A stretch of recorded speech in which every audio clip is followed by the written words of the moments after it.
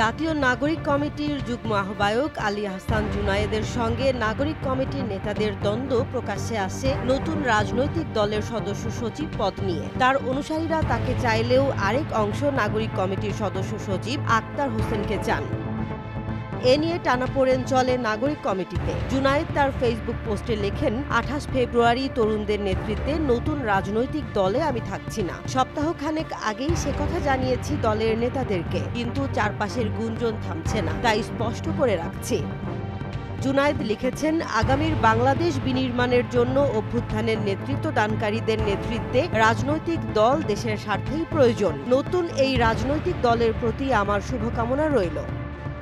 এদিকে জুনায়েদের Facebook post share করে রাফে সালমান রিফাত লিখেছেন, ২৮ তারিখে ঘোষিত হতে যাওয়া নতুন রাজনৈতিক দলে আমিও থাকছি না, তবে আমার রাজনৈতিক পথ চলা থেমে থাকবে না।